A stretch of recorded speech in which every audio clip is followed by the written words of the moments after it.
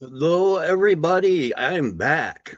So thank you for everybody who was watching the last show that we did on getting fit on a budget. I know there was quite a few that I was kind of touched. We had quite a few viewers in the chat that were asking Bigfoot and UFO questions. So hopefully those 15 or 20 people are going to remember that I said an 8:30 special to start time tonight. We're fortunate enough that we were able to do that. We needed a few extra minutes because we got a lot of ground to cover. And this is almost like a series on TV where you get the first three, everything's great, and then there's some delay in the casting and some delay in the Actors Guild or whatever and go on strike. And then all of a sudden season 4 comes 4 years later. But here we are. And hello to everybody. We see Big Henry's in the house. I'm responding to chat on my own account, so then that way people don't get confused. It's me, not Grizzly, talking. Roger Blair's here, so people are going to start trickling in. So, without further ado, let's get the man of the hour out here, and the man with all the information that we're going to cover tonight. See, we got him coming in. Chris Martinez, how you doing? So, welcome. And without further ado, we are going to get into the Bigfoot, UFOs, Nephilim. Oh my. And to do that, Mr. David Walker is here. Hello, hello, hello now. Been a long time. Yes, it has. Like I said, it was almost like the Actors Guild went on strike and we had to put season 4 off for a little bit, but we got it going. We're back, and that's all we can say. We're back. That's right. I think we're going to hear that pretty again, and I think what is this, Lethal Weapon 5 coming up?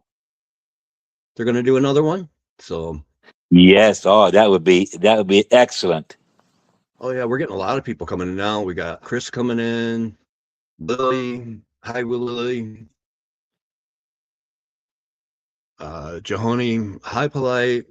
I'm sure I butchered that, I apologize for it. I am not good with names.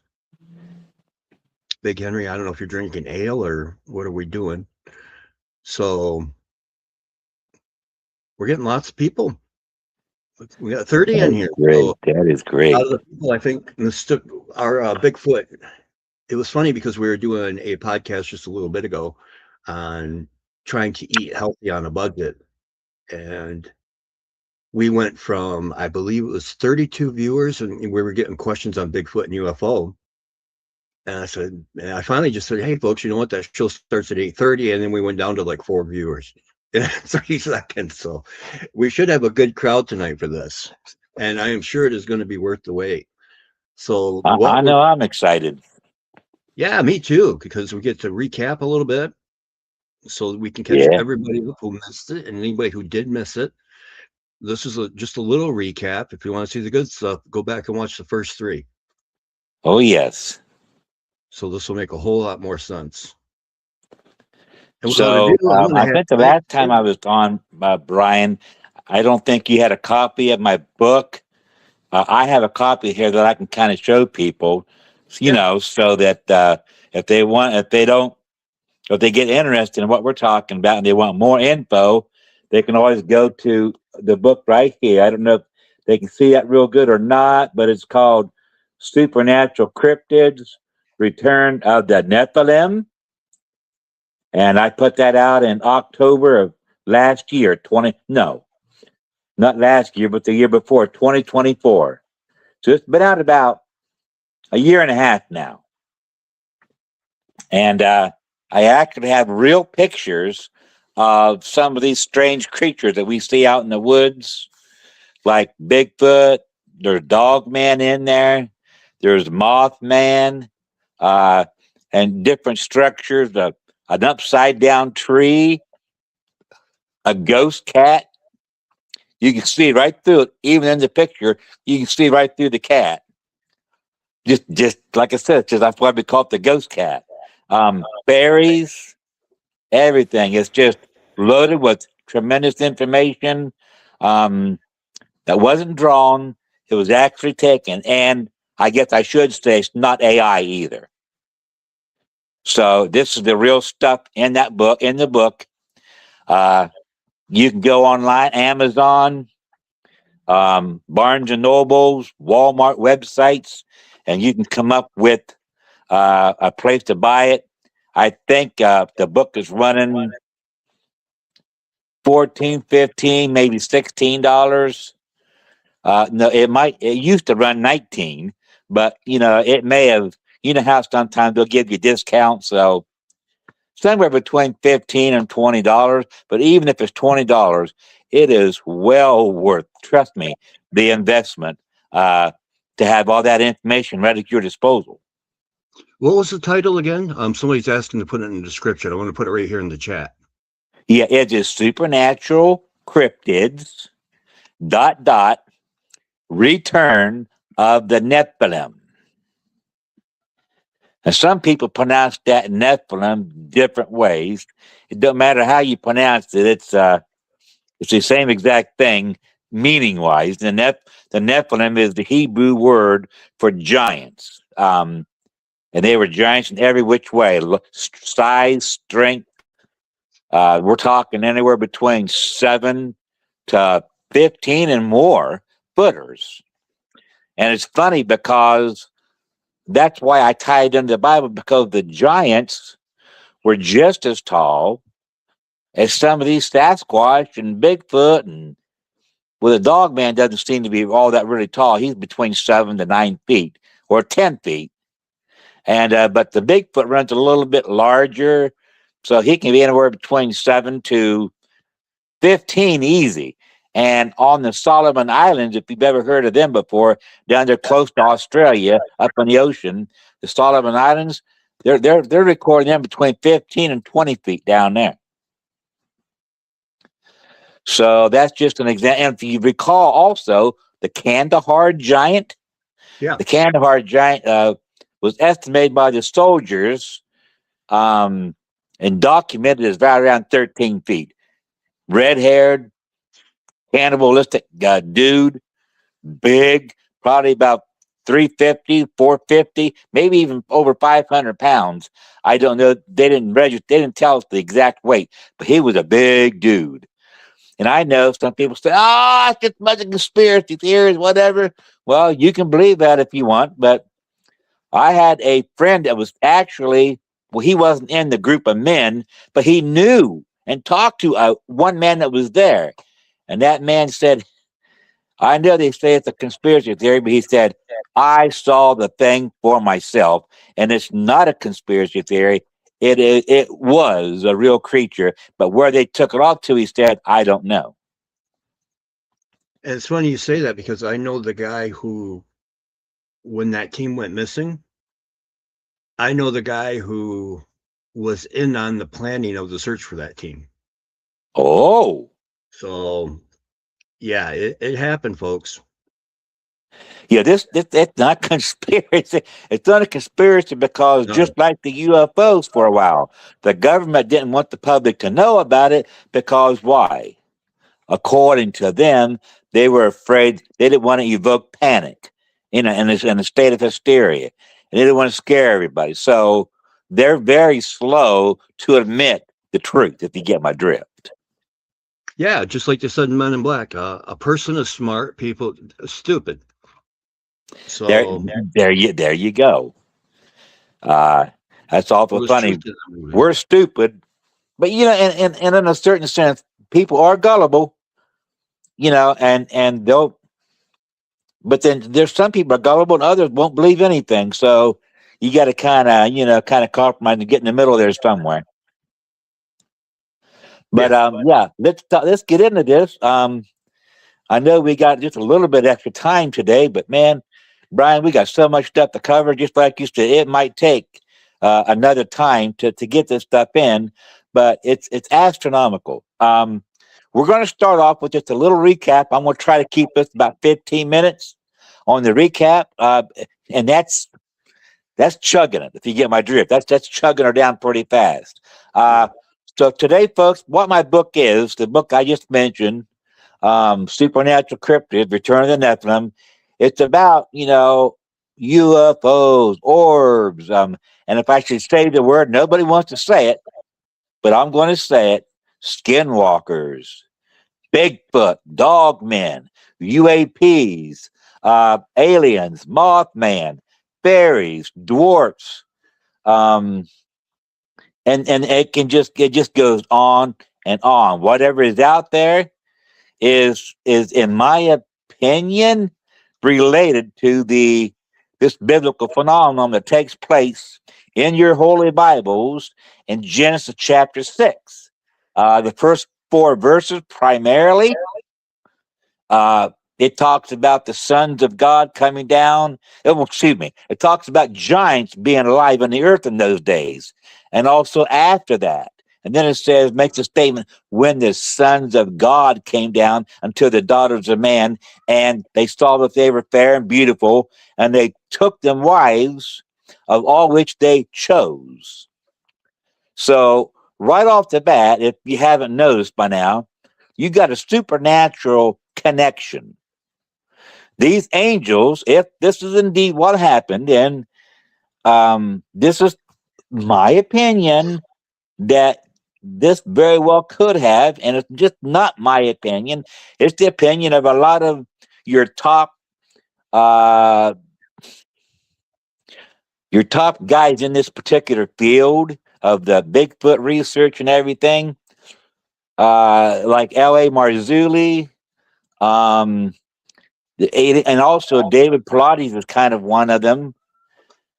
He talks about the missing people and what may have happened to them, and then also, I got this one guy's picture in front of my face. I can't think of his name. Anyhow, he's with Thomas Horn was one of them, and then Timothy Alberino. Oh, Timothy Alberino was another one, and these guys believe the same exact way that I do, but I didn't get them from my beliefs. I got my beliefs through, just years of hitting the Bible and talking to people and, forming this theory. And I don't see how it can be anything else. But again, it's an opinion. It's not set in stone. I would be the last person to say what I say is 100% factual.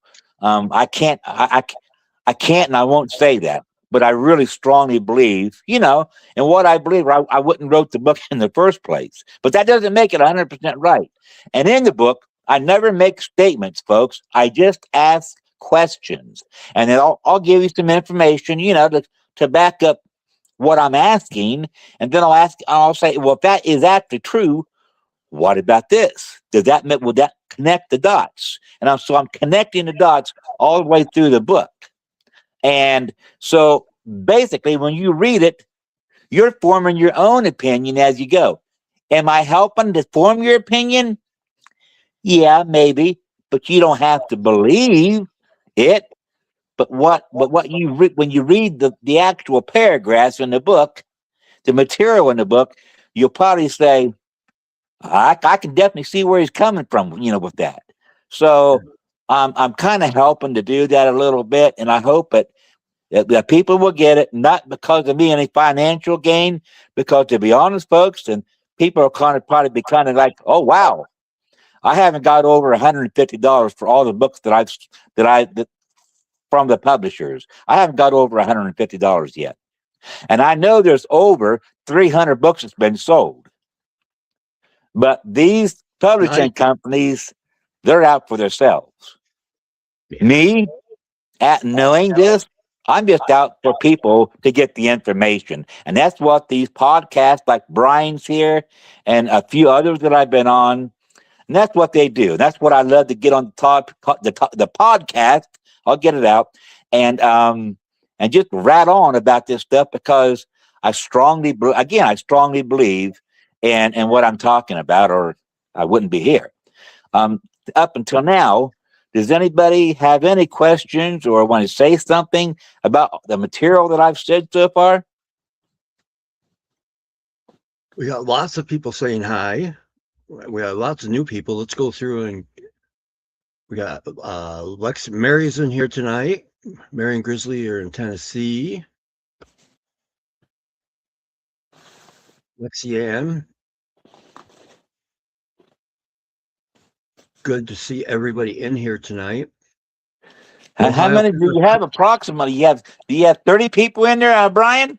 Yeah, we got 35. So well, praise the Lord. That's right. Bring your friends, bring your brothers, smack the like button like it did something dirty to you. Help push the stream out and get David's word out there. And I got to admit, I'm going to be, I just put Tim Alberino on my phone so I remember to look him up later because I've never heard of him, but it sounds like a lot of other people have. So he's kind of a younger man, probably in his 40s or maybe 40. I'm guessing. I don't know how old Timmy is, but he's a very knowledgeable guy, straightforward. He's been with a lot of knowledgeable people, so Tim knows what he's talking about. So does L.A. Marzulli. L.A. is about me and him are about the same age. We're getting up there in our 60s, mid 60s. So yeah, he's getting up there. But he's a very knowledgeable man. And L.A. has been to some of these mounds, and I've been to some of them too. But he's been more than I have, and he's been down there in Peru and South America. He's seen ancient sites like the giants have made. We're talking, and this is a tongue twister for me. Saskatchewan. I can never get that out right.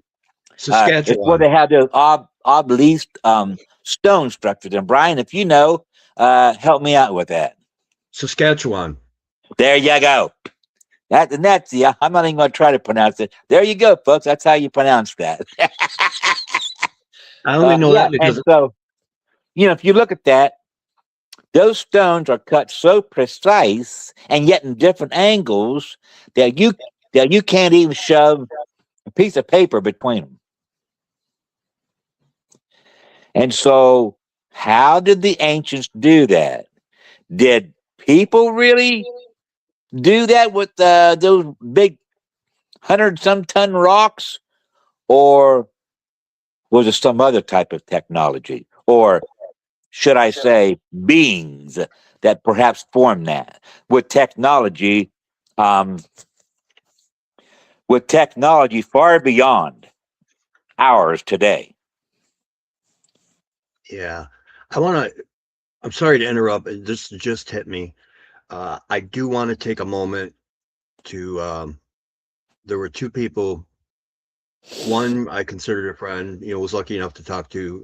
Tom Kintrell passed away, and one of the Bigfoot outlaw family, Jennifer McDaniels, passed away as well.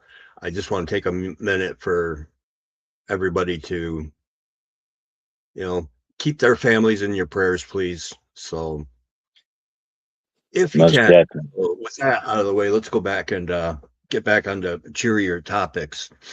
Yes. Moving along from the stones and everything, like I said, I was when I talked about the recapping, and I was talking about the supernatural aspect of everything, if people can recall about Bigfoot, if you've heard some stories about what these things can actually do, and I have literally not been a witness, but I was in earshot of a tree that just, for no reason at all, just snapped.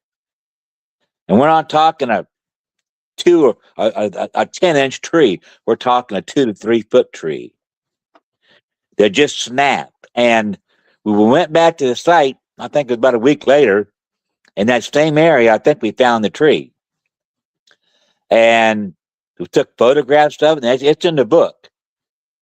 Big mature tree that was turned upside down, stuck back down into the ground with the roots of the tree sticking in the air.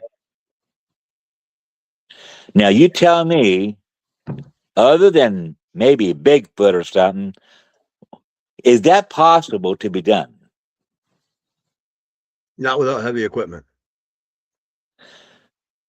Okay. Yeah, there's, and again, where this was at, there was no way heavy equipment could have even gotten to it, because there were other trees just like it standing all around it. But yet this tree was upside down, and you could tell that something had grabbed a hold of it pretty tight, because you could almost see like indentations of arms or hands or something like that on the middle of the tree, where they took and jabbed it down into the ground. So very difficult to do when there's not been any logging activity around in that area. Yeah. And again, talking about logging activity, in my book, there's a story from Richard McCanley. He's my co-author, and he was just driving down to the store from his house, and there were some people sitting along the road. And he said, "What's up, guys?" And they said, "Oh, we got a truck stuck back in there, and we're just waiting on some dozer to pour out."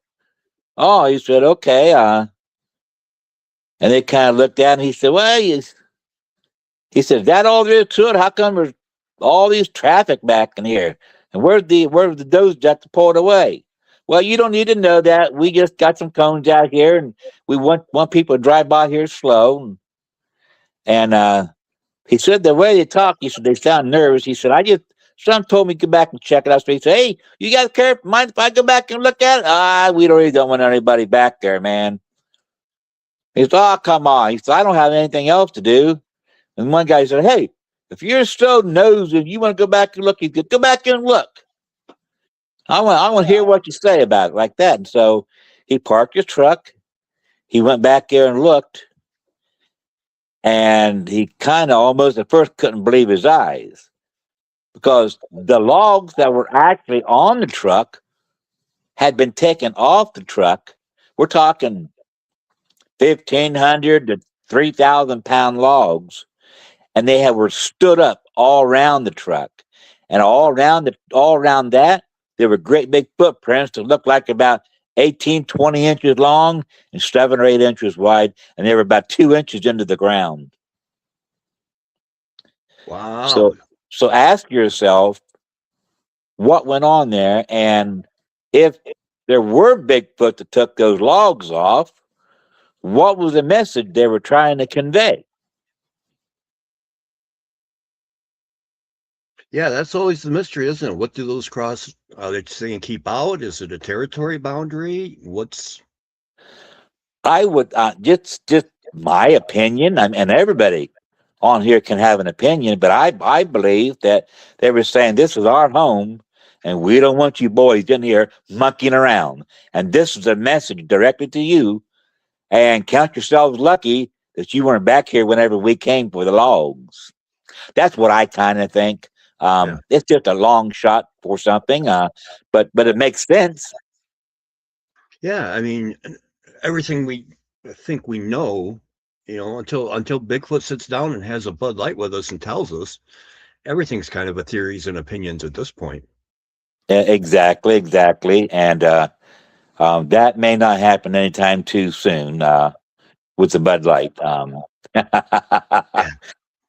But anyhow, getting back to the supernatural aspect of the creature, another aspect that makes me think supernatural. I hate using that word because people shun that in the Bigfoot world. They're like, no, no, no, no, no. We'll go paranormal a little bit, but don't say that word supernatural, because if they acknowledge the supernatural, they have to acknowledge the existence of God, the God of the Bible. And a lot of people aren't very comfortable with that subject. So I'm not here to push religion or nothing, but in my book, I do talk about the God of that Bible, because I believe that in a roundabout way, all things were made basically by Him. Now, you say, well, was Bigfoot actually created by God? I don't think so. I think that he is a result of hybridize. If I'm saying this for hybridization, I believe that he is a hybrid of creatures, and maybe even part of the original sons of God, whom the book of Enoch calls the Watchers. You ever notice, Brian, and your viewers, how that lots of time when people talk about Bigfoot, he's always watching from behind a tree. He's always watching people. Yeah. Could that? If this thing is associated with those angels, bad angels, if they are, it's really associated. If he is a product of that. Could that be some type of DNA sequencing inside of him that is the ring back to the original assignment that God gave those angels to watch over mankind at the dawn of time? Could be. And again, we're just like I do in my book. I just put out questions. Is it possible? Oh, And if it is Bigfoot a fallen angel? I don't know. I just don't know. It's just one theory in a sea of 20 to 30 different possibilities. Okay, that's all we're saying here. Don't go saying, "Man, he said Bigfoot was," and start laughing because I didn't say that. I said, is it a possibility that he could be real closely related to those particular angels? I think it's a possibility, and that's as far as I'll go with that particular theory. But there's a whole bunch of other things that we got to cover, and like I said, 2 or 3 shows, you might scratch the surface if you get my drift. It's like trying to read the Bible. You can't sum it up in 1 or 2 or 3 days. You can, or even 1 or 2 or 3 shows. It's impossible. You can talk about it. You can put some good. You can have some good stuff, but you can't sum it up perfectly. It'll never happen. yeah. And again, now here's something that's really powerful. And how many of your viewers have ever heard of Gary Spearman before? He's from the biblical studies, or what you call it now, prophecy in the news, where J.R. Church and him used to have a thing back in the early 2000s.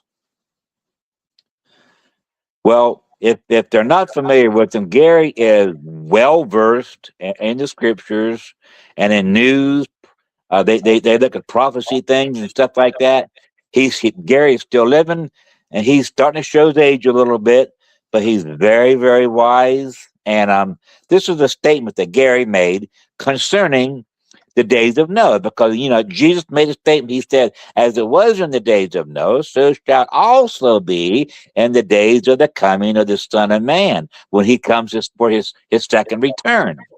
So Jesus was basically saying that the same things that happened back there in the flood, before the flood, will be the same things will happen before he returns. So here's one theory that Gary, he put out a question, and he put his theory out in the form of a question for people to answer, of course.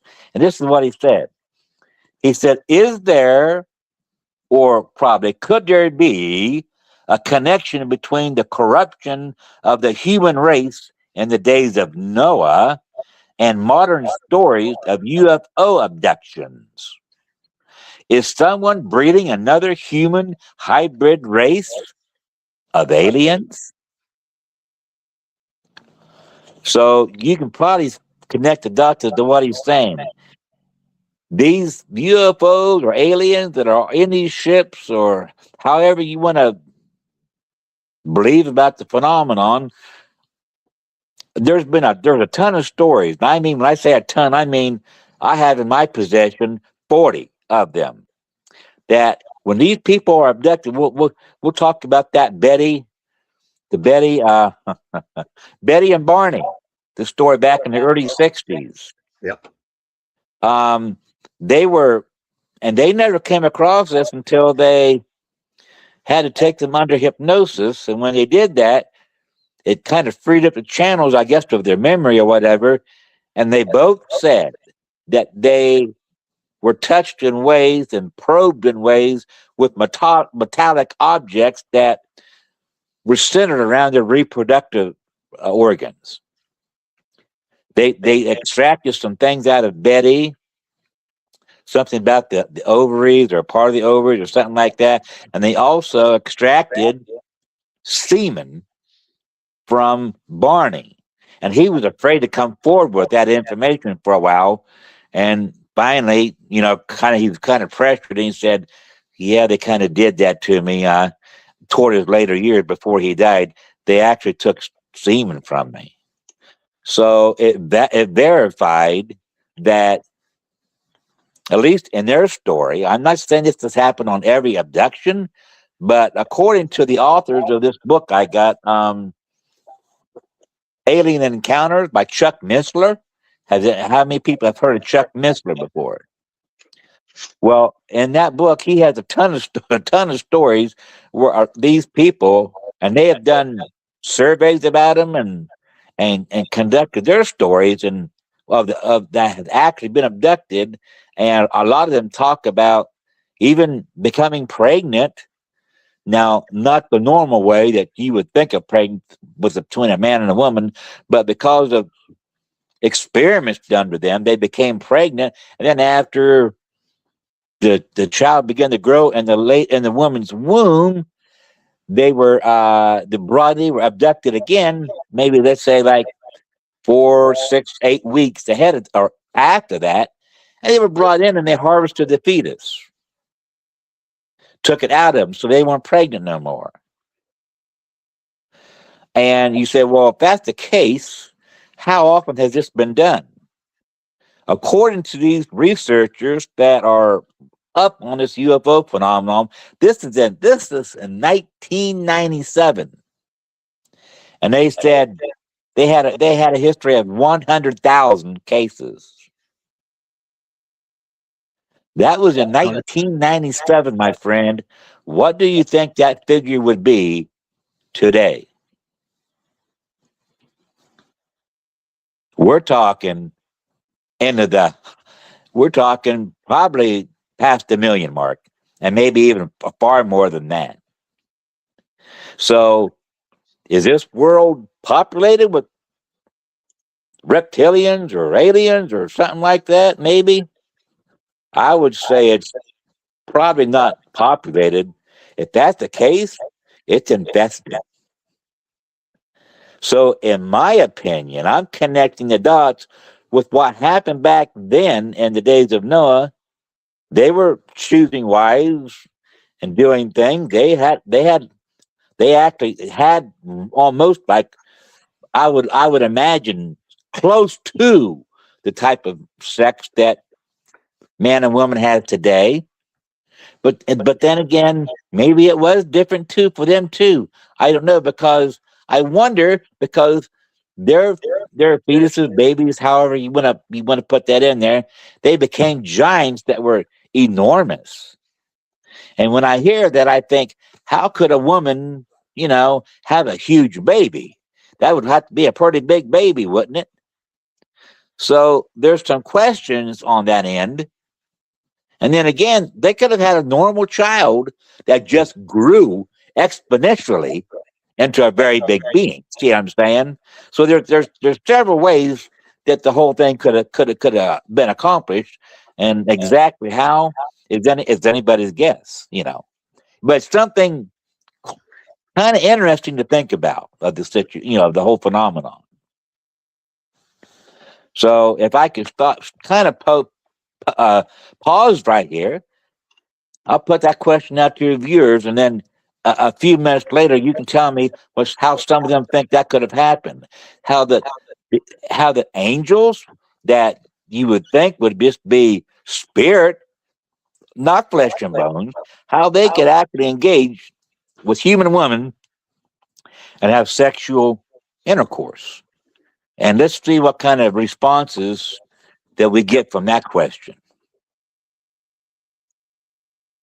Let me pause and just take my breath here a little bit and see if there's any answers come up. Or Brian, if you got something to say, you can put something in there. No, I'm just sitting here trying to soak this in. You're saying some names I've never heard, and definitely want to do a little research. This guy's nuts. I gotta get him off of here. No, if you were nuts, you wouldn't have been back this many times. You'd have been a one and done. One and done. Yeah. You'd have been like a bad first date. Drop you off at the door, and that's enough. Oh, that's comical. That just remind me. I had one and done first date, and I'm telling you what, I'd never go back to that. I can still recall that to this very day. It's comical, but I'll leave that story for another time. Well, somebody just reminded me of one that brought back to me. We were talking about dating on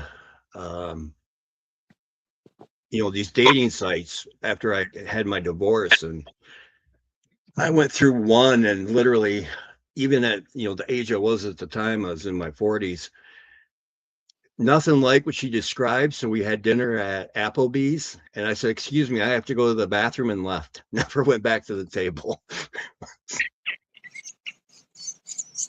You're still using that restroom, ain't you?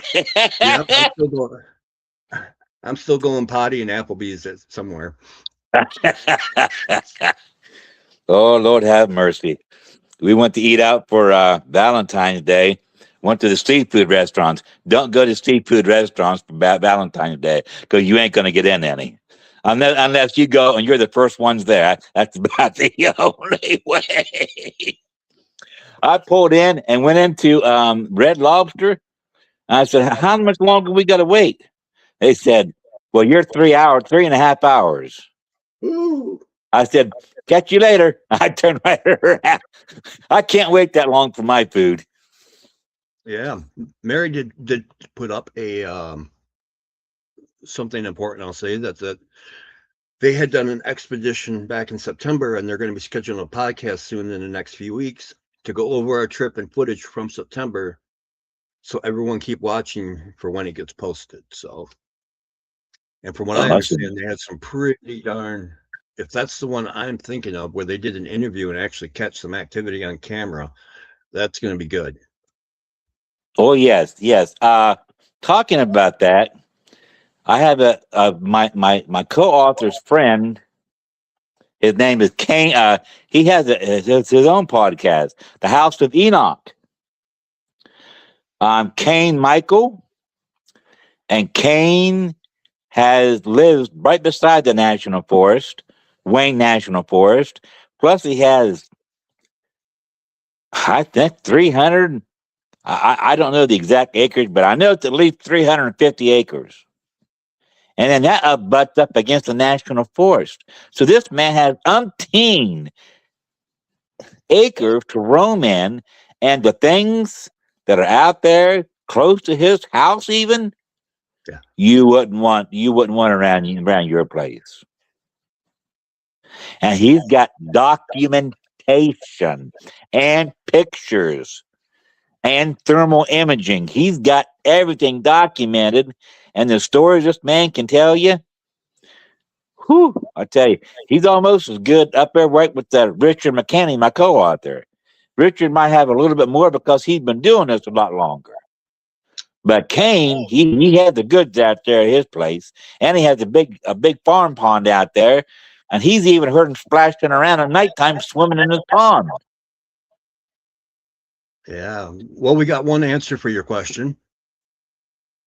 Angels can take human form, or they are more than just spiritual people. They do grow food to eat. It's in the Bible. Yeah, and the Bible does talk about angels' food. Man ate angels' food. That is correct. That is correct. So, Yeah, that's what I like to do, man. I like to ask questions. I learn from other people. I am not one, Brian, to say, "Hey, I know it all. What I say is 100% gospel truth."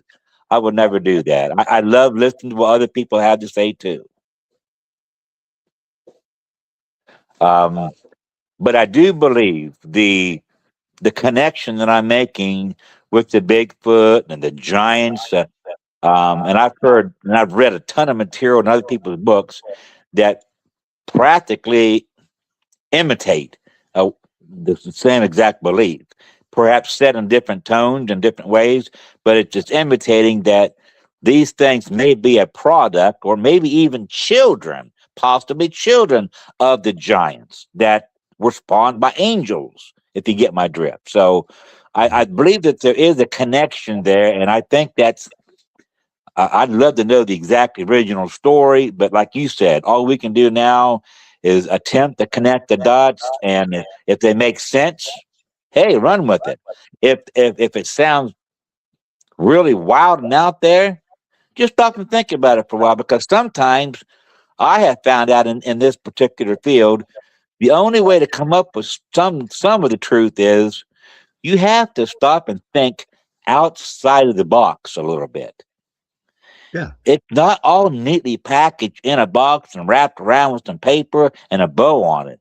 Sometimes you really got to stretch your own imagination and think, maybe it didn't happen that way. Maybe this nutcase named David Walker, maybe he has a few theories that are pretty close to the real thing.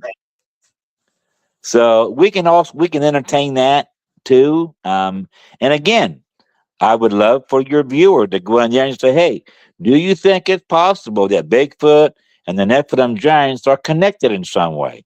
And I'd love to hear what they had to say about it too. Yeah. So Seeing if am I chime okay in. so far, Brian? We're rolling. That's what matters. We're rolling. Yes, we Okay. are. And you're right. Okay, now. People do get locked into, especially with topics like this. And I'll be the first to admit, until I started the whole peanut butter thing, I was locked into an idea of what Bigfoot was and how it reacted. And then I had my experiences, and then I started going on the podcast and listening to people's stories, and realized that the lines in the sand I had drawn, I needed to erase, because Yeah. just because it didn't happen to me doesn't mean it doesn't happen. It just hasn't happened to me yet.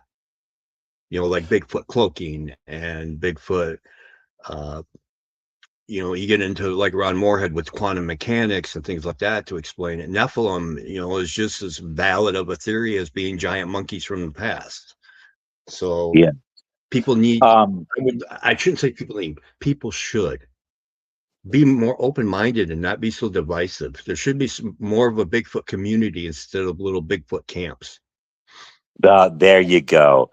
And that's where it's like a piece of a puzzle, Brian. You got 1,000 pieces. When you put them pieces together, it forms a picture. And I think that's kind of what you and I are talking about. Not just one person has 100% the whole entire picture. I believe it's pieces from the community, as you call it, themselves. And when you put it all together, you've got something that looks like a Bigfoot in that picture. You know what I'm saying? Yeah, some people got the edge pieces, some people got corner pieces, and some got the center. You need them all to. Perfectly said. I love what you said there. Now, this guy by the name of John Keel, he wrote Operation Trojan Horse. This is about the UFO phenomenon. He said he's talking about he thinks a lot of the UFO phenomenon is just about like the supernatural, demonology, and things of that nature.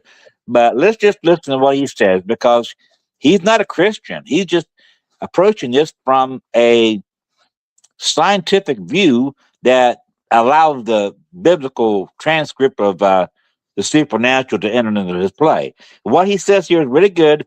It starts off with like demonology, but it ends up with some really interesting things. Listen, let's all hear him out, okay? It takes me about 2 minutes to read it. He said, demonology is not just another crackpotology. It's the ancient and scholarly study of the monsters and demons who have seemingly coexisted with man throughout history. Thousands of books have been written on the subject, many been authored by educated clergymen, scientists, and scholars. Uncounted numbers of well-documented demonic events are readily available and to every researcher. The manifestations and occurrences described in this imposing literature are similar, if not entirely identical, to the UFO phenomenon itself. The victims of demania possession suffer the very same medical and emotional symptoms as these UFO contactees. The devil and his demons can, according to the literature, manifest themselves in almost any form and can physically imitate anything from angels to horrifying monsters with glowing eyes. Strange objects and entities materialize and dematerialize in these stories, just as the UFOs and their splendid occupants appear and disappear, walk through walls, and perform other supernatural feats. Now, is that food for thought? Glowing eyes and yeah. Horrifying monsters and materialize and dematerialize. How many of have you ever heard? Or I'll just ask the audience. How many of your audience has ever heard of Bigfoot being there 1 minute, next minute, never heard him leave? He's just not there no more. Or Dog Man. I've heard stories of Dog Man doing this, being the same way, describing they don't know where he came from, but he was all of a sudden he's right there in front of us, and then you kind of turn around and you act like you're doing something, or you happen to look over here to the left or the right, and you look back to where he is, and he's gone. Yeah. Never heard him leave. Never heard no twigs break. He's gone. So these things, and I've had it happen to me. That's why I know it's true. And again, it gets back to my first story: the track stopping in the middle of nowhere, and where there's plenty of other room to run, plenty more room for tracks, no more tracks, and you had to think, where did it go? Did it stop and back up? Highly unlikely. And did it go to the left or the right? Well, there's no sign. It didn't go straight ahead, apparently, because again, there's no tracks to demonstrate that. It's almost like, they say, well, just up and vanished. And that sounds like science fiction right there. But what if it's not? What if it did just up and vanish? Or what if it went to another dimension or into a portal so that we couldn't see with our humanistic eyes? Even Einstein, we know the four dimensions, and then someone said there was a fifth dimension. Well, by the time Einstein got done with it, I believe there's like right around 11 dimensions that he found. 11 different dimensions. If that is so, what we're saying is, into the air that we can't actually see, there is other entities that.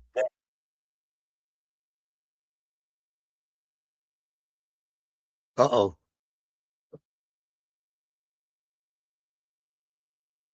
This is the first hiccup. I hope this isn't a huge thing. David, we're on a roll.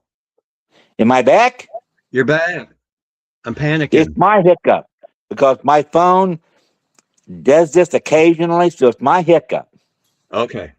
Now, yeah, I think I was I just kind of went on there for a little bit. Can you tell me where I was at? Oh yeah, I was talking about different dimensions, There we go. and Different. that Einstein 11 of it. had uncovered 11 of them. Well, the scientists said that there was at least five, and Einstein demonstrated that there were 11 different dimensions. So what I'm trying to say is, you see, well, dimensions, I don't really, I can't comprehend that. It's like different worlds, unseen worlds in the space that we just cannot see. And I know that a lot of people probably can't wrap their mind around that, but that's what they claim.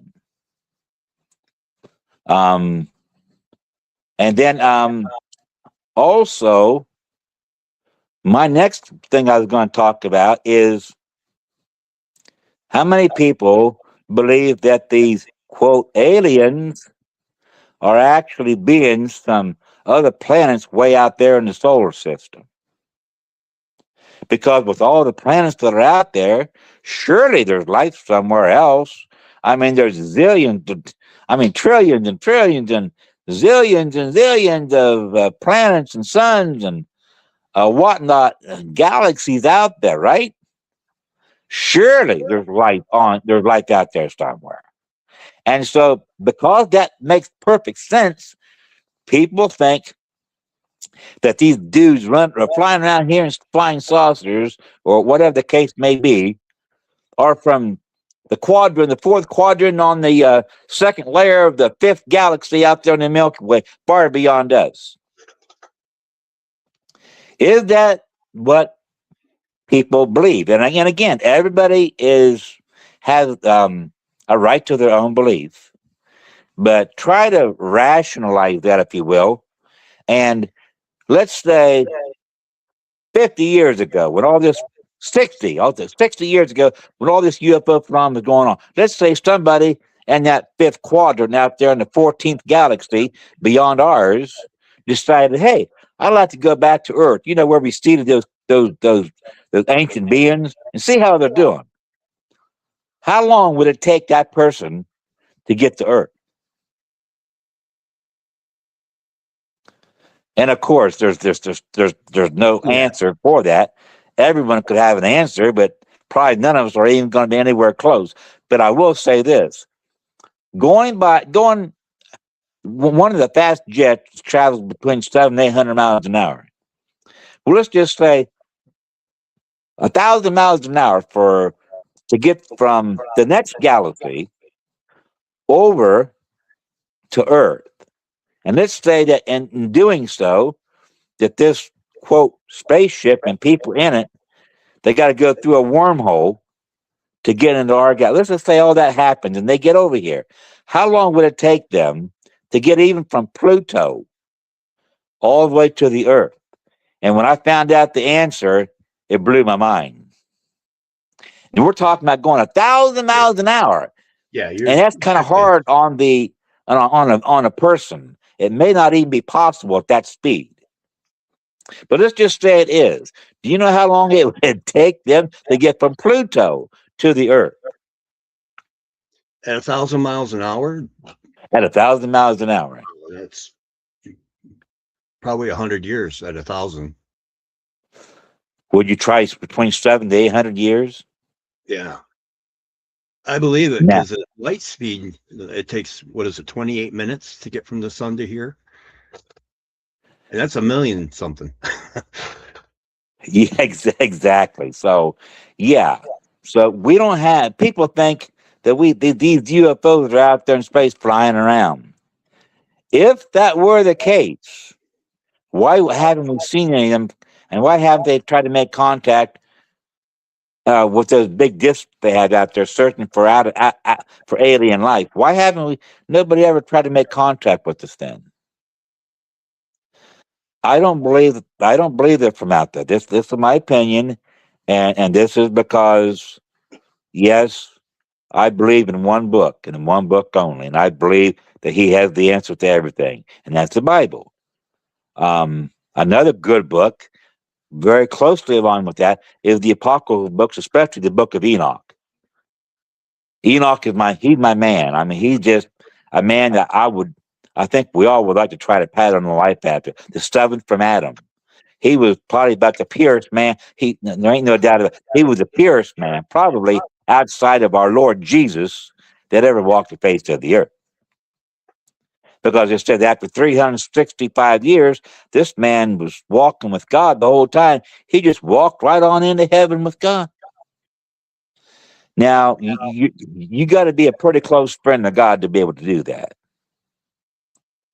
So let's just say that Enoch, he's talking to the future. He's in the generation that our Lord comes back the second time, and he starts talking about what life is going to be like on earth when he comes. And then he gets into talking about what life was like before the flood.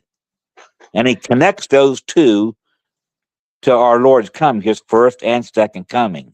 So this guy was just like, he told us what it was going to be like, and so far he's been on the money. So if that's the case, is he on the money about the fallen angels, the watchers, what happened on the earth, and everything like that he talks about in his book, his first book? And so again, I say, if he was, and if he is, there's some these entities we see like Bigfoot, Dog Man, Mothman, and the UFOs flying around.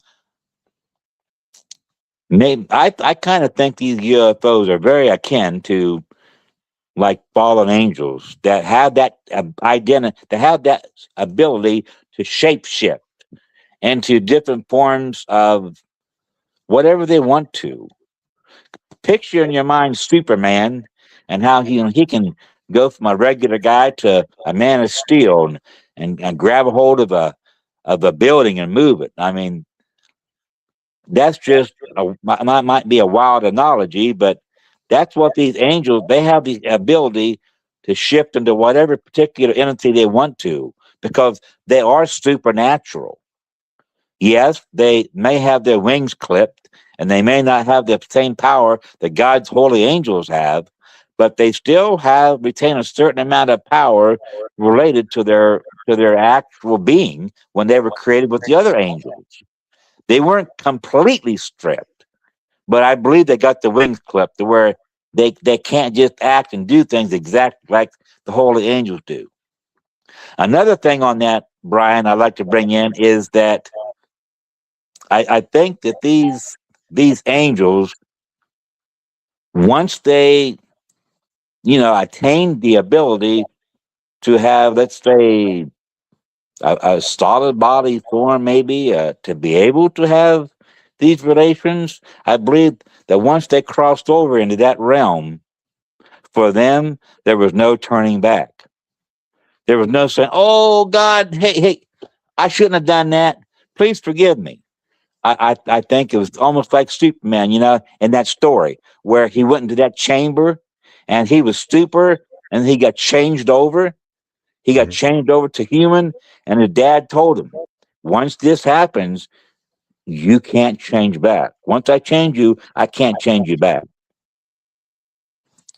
I think it's kind of something like that, to where they crossed the line. They crossed the line that they couldn't go back. And it's kind of a spiritual lesson to us too. You don't want to cross the line to where you can't go back to the Father. You can't go back to God. And there may be a line like that out there. And we don't ever want to cross that line, if you get my drift. But that's a whole nother story. I'm kind of getting a little bit off that. But I think that that's why there was no redemption for them.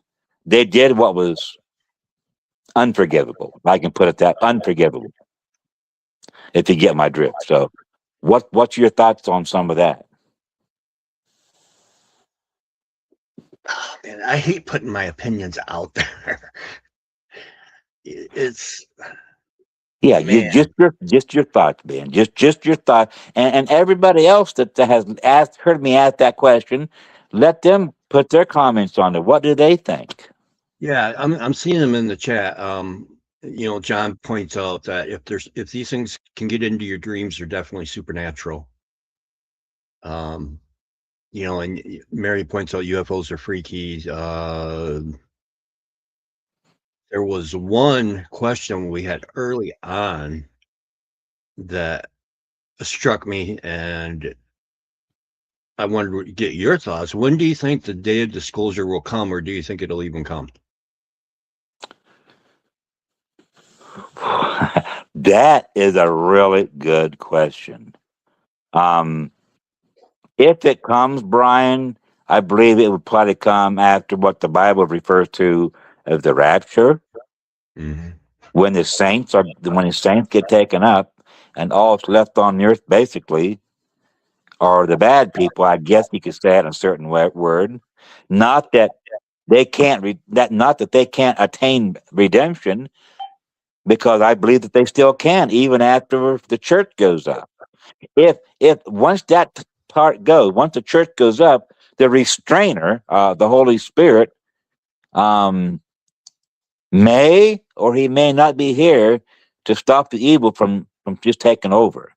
And there'll be 7 years of basically pure hell, where the first half will be bad, but it won't be as bad as the second half. The second half is going to be where the devil himself is going to actually be ruling through the Antichrist, who I believe will be an actual Nephilim himself. And he'll be big, he'll be powerful, he'll have piercing eyes, he'll be able to command everybody's respect. He'll control the world through that, that mark of the beast, etc., and etc. But I think it's a disclosure to answer the question. Excuse me. To answer the question, I think that will come after that particular event takes place, if my theology is correct. Mm-hmm. No, and I was going to ask you that because I remembered on one of the parts when you thought the Nephilim were going to be used as part of Yes, the army. So, very powerful. And you just brought up another thing that you reminded me something I wanted to say is that in the book of Isaiah, I believe it's chapter 13. I'm not exactly certain what verse it is, Brian, but it's in chapter 13 of Isaiah. In the Septuagint, it actually says that giants will come in the very last days, and that God's going to call them for the purpose of fulfilling his wrath. Now, if giants are actually, and the Hebrew version says they are, if giants are the Nephilim, then the Nephilim will be coming back at that right before the Lord comes to help with this wrath part that's coming upon the face of the earth, helping the Antichrist, helping to rule the world during that last 3.5 years. Giants are supposed to be coming back. And as you well know, there have been reports of giants in the earth right today, right now, as we speak. Now, myself, I haven't actually seen a giant other than the fact I saw Bigfoot a couple times. But again, he may be a Nephilim. Maybe Bigfoot is a Nephilim. There's just so many things that you can see and tie with that. That we just don't know 100%. Like you said, we take little bits and pieces of our community, we stick everything together and say, "This is what it looks like to me," and none of us is 100% positive. yeah, Lexi has a question. Says, I'm guessing she means years. Aren't the first 3.5 supposed to be great to gather people to the Antichrist and to obtain the mark? Uh, Guessing the that. first 3.5, obviously she's read the book of Revelation. It's supposed to be more about natural catastrophes during that time. That and also I believe that there's going to be a great revival during that time, because the 7th chapter of Revelation talks about an innumerable multitude before the throne of God, out of all nations and kings and what are peoples, and they said, and John said to the angels, that where do these people come from? Where they come from? And the angel said to John, these have come out of, great tribulation, and I made their robes white with the blood. So I'm a wondering, and maybe this lady can help me with my wondering. Are these people that have missed the rapture, and they've just like they're just distraught that they missed the rapture, and they give their lives over to the Lord, and because they don't want to take the mark of the beast, they know is going to be coming, that one world monetary system, and and then when the Antichrist comes and he makes this pact, and they refuse the mark, they're going to be killed. Are these those people? Are they martyrs? And so it's a very interesting question.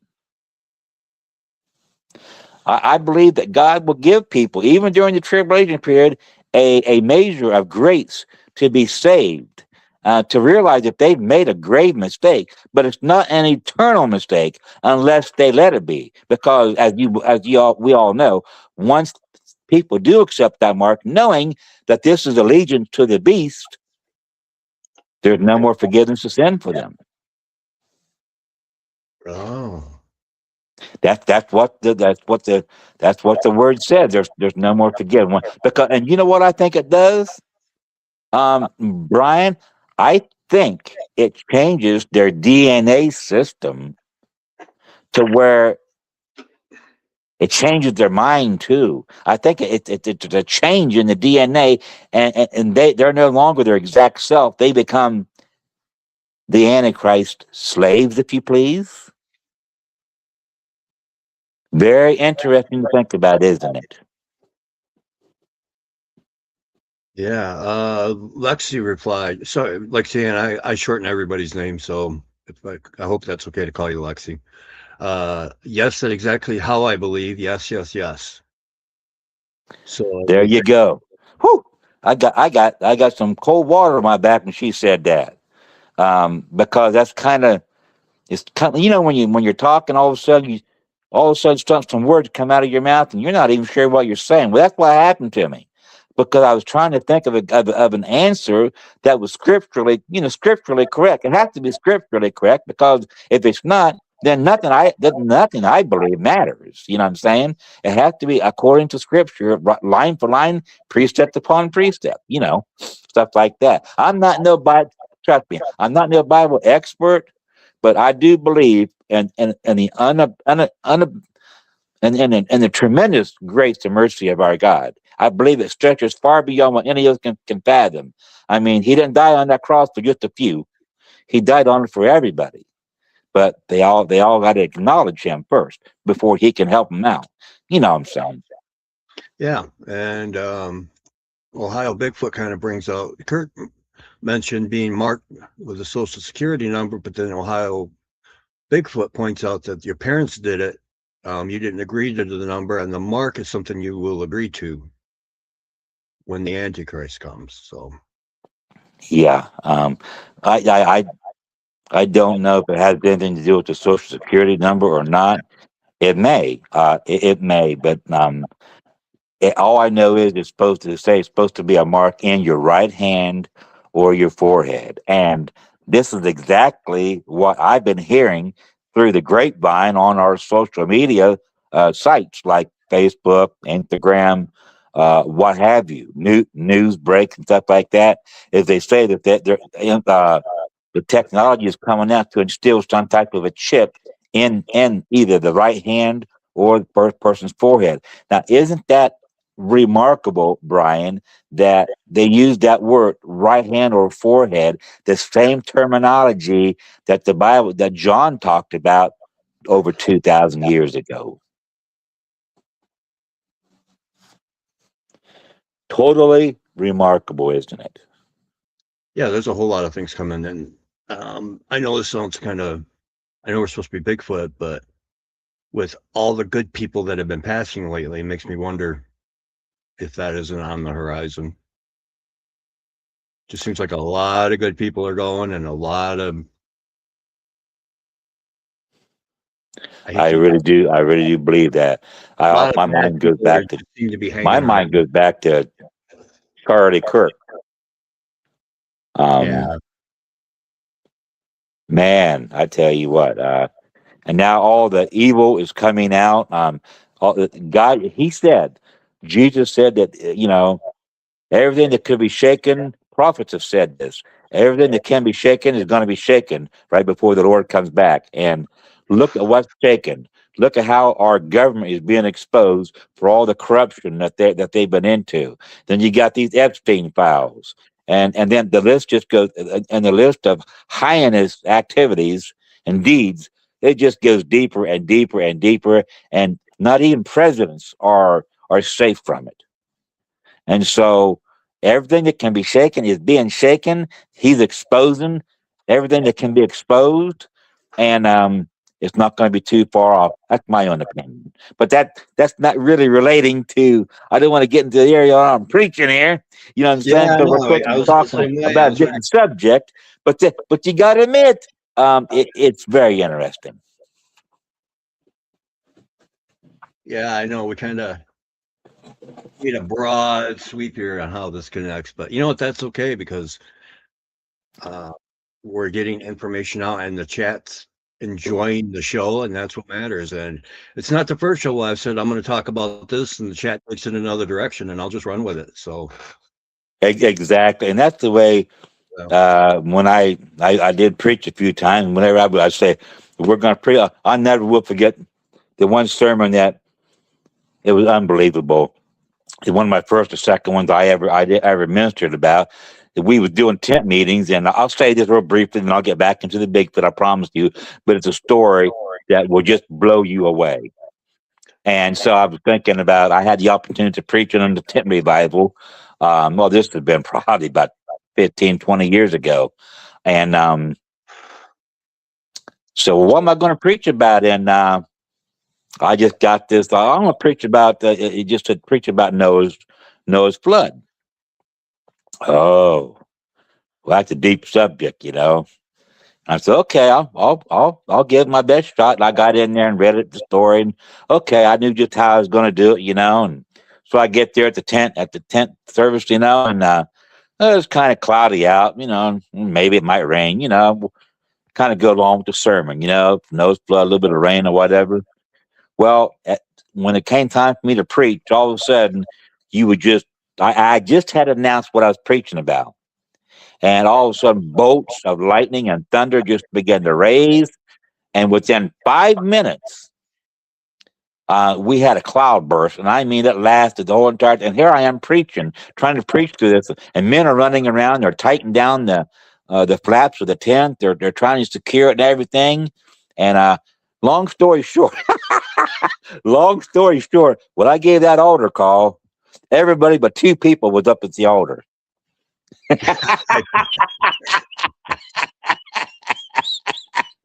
But you talk about a perfect title for a sermon on that particular night, and I mean, to say we had a hallelujah breakdown was probably an understatement. But it was all God. It wasn't me at all. It was all God. You can't take credit for something like that. yeah, that's kind of a sign from above. It was like, well, my mom had her widowmaker and lived through it, and all of a sudden she was finding religion again. And I'm like, yeah, nothing like almost dying to bring you a little closer to God, isn't it, Mom? Ah, mm, for sure, for sure, for sure, man. I tell you.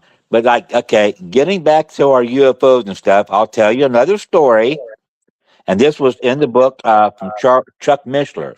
We were talking about how the aliens and kind of here on a mission of doing a lot of sexual stuff, and maybe getting having people produce babies, almost like a baby factory. Well, the Bible says in the book of Daniel, it says they shall mix their seed with the seed of men, but they will not cleave one to another. And then he gives an example of how something about clay and another type of soil won't cleave. But I use the example, what makes sense to me, of like oil and water don't mix. So the seed of aliens and human beings ain't going to mix very good either. It's going to produce something, but the ultimate goal of the devil is to produce something that is contrary to what God's original creation actually was. He does not want anything close to resemble the image of God. And so that's why I think back then, even now, is that we got to produce a race that is different from what the Almighty actually made in the beginning in the garden between Adam and Eve. So to me, that makes perfect sense. He's trying to create a different race, a race of aliens, because why? He can control them and they can control mankind. And so that's what he wants, is to divert um, what what God actually created, so that God, they can choose to love God. God isn't going to force anybody to serve him, but they have that choice. But that's what, if they create something in his image, in the devil's image, or in his giants, or Nephilim, aliens, whatever, reptilian race, whatever. It's different from the original creation. And so he's okay with that. And so they're trying to produce this race, and who knows? He may be trying to do this so that he can use these particular subjects against God, or help to fight against Christ when he comes back in his second coming. He may be trying to create a race that will literally fight against the very creator, Jesus Christ. That's kind of what I think, but everybody has their own opinion. Well, and that begs me to ask you a question. Um, because if you think about it, man's already trying to monkey around and do the same thing with genetics. You've got your ligers and your tie-ins, but they all wind up unable to reproduce. So do you think what happens is going to be a one and done army just for that one purpose, and then it's gone? That's a multiple question there, based in with one question, because you can go different ways with that. Yeah. I would think that the ultimate goal would be for that. But there could be several other different things that they can do along the way to either further their purpose, to convince people to lose their salvation, or to convince people that they are our creators and that God isn't. There's several other things that they may be trying to accomplish along with that particular goal of using that army to fight against Christ. So, Yeah. you know. It makes sense to me, and I think that's what the purpose of this whole entire podcast is for us to put viable ideas out there and let the audience chew on them and come up with their own ideas, or whatever that makes sense to them too. We don't put anything on anyone. It's just, hey, what do you guys think? And I've been talking to people before, and someone says to them, I said, I never thought of it that way. That sounds really awesome. And that's why, kind of like a big Bible study, put it that way. But this is on a little bit of a different subject. But I think, like I said, my book, it brings everything back to the Bible. And I don't see where else it can really go to, if you really want to be truthful, as far as where these entities come from. That's what I believe. And when I'm talking all the books that I have read on the subject to come up with the book that I did, I probably got over 25 different books that I read uh, to form my book. I already had the idea in my head. I already knew which way I was going, but I'm like, which way do all these other people, go with? And you know what?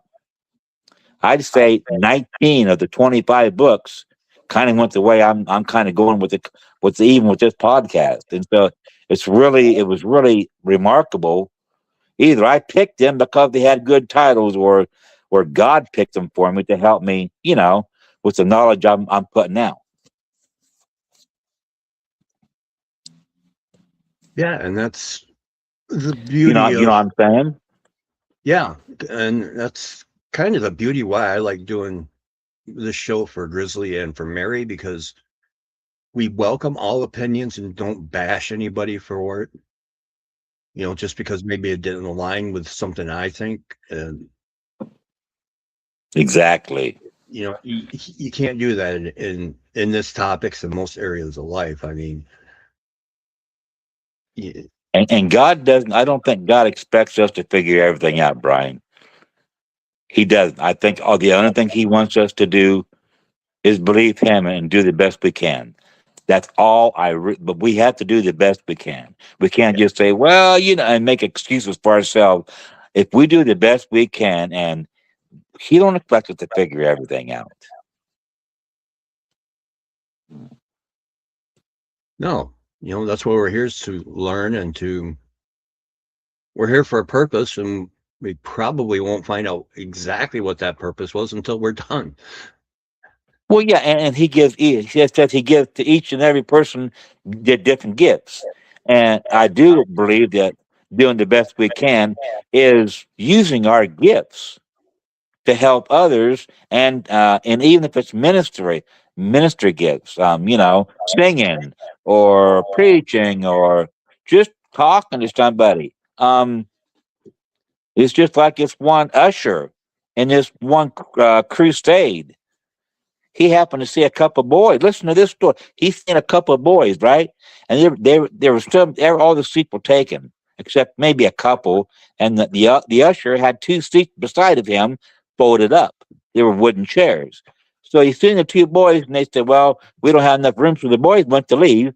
He hollered at them. He said, "Hey, boys, I got a couple of seats right here for you." And so they walked back. He goes, "Really?" He goes, "Yeah, here." And they sat down on the seats. Now listen to this. Do you know who those two boys were? Yeah. Billy Graham and the guy that helped Billy Graham out in his crusades. They happened to be those two young boys back in, I don't know, 1950, 52 or something like that. And all the souls that Billy Graham won to the Lord and the other guy helping him out, that one usher that said, "Hey, I got a couple seats for you." He's going to be responsible for them too. There's You see what I'm saying? Yeah. He'll be credited all those souls too, just because he said, "Hey, boys, I got a couple seats here." Isn't it funny how one event in history can change and the amount of ripple effect in the pond it Whew. has? I don't know about you, but I got cold water all over me on that one. That was a good one. I know we're talking about Bigfoot and stuff, but that was a good story. The Lord dropped that in on you. I'll put it that way, and it's true. It's 100% true story. Yeah. So No, what time we got here? We got 9:52. we What? got How about much 3 minutes. more time? Am I out of time now? We got about 3 minutes, so we definitely got to have you back. Well, yeah, that and why don't you kind of get your audience to read some of their quotes or whatever, so Oh yeah, what they think of this.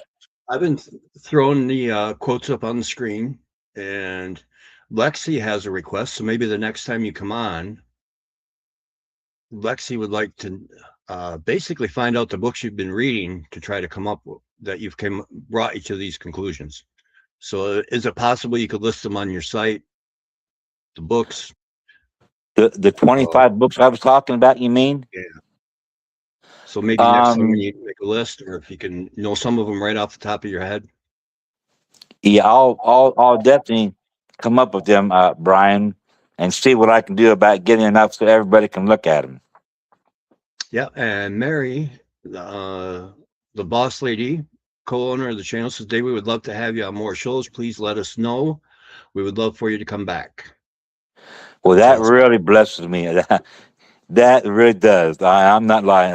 That blesses me that people want to hear more because they're just so much more. I yeah, haven't even touched I haven't even touched a 16th of it yet. yep. Mary wants to know if there's any way you could send titles of the book over so she can put them in a post up for people. Well, yeah, why don't I go ahead and take? I'll send the book cover and stuff to you, Brian, and then you Yep, can maybe post it on your site, and then they can get it. They can get it from there. sounds perfect. All right, we'll do her. We'll do her. Joey, thank you for all the great information today. It was great and fun show. Part two, yes, there will definitely be another part as long as Dave's willing to come back. Oh, most definitely. I'll come back to me often as you want me.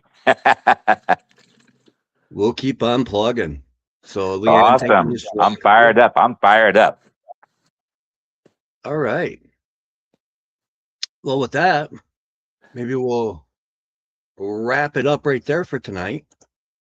And then we'll schedule another time to come back and pick this back up because, like you said, we've barely scratched the top and definitely give me a lot of food for thought. And so maybe I'll actually have some questions for you. So, Lexi, I definitely want to hear more from Mr. Walker. Awesome. We need your intro on here. I'm excited to be back on, buddy. Thank you. All right. Well, with that, everybody, we are going to call it a weekend, at least for me and for David. Hopefully, he's got good plans to have some fun this weekend and enjoy.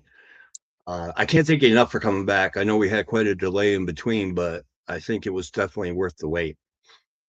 I So, think so too. I've really been energized just this little past hour. all right. Well, with that, as they would say on this channel, coast to coast and around the world, everybody have a great night, great weekend, and prayers to you all because it's been a crazy week. Um, Love you and thank you for joining us.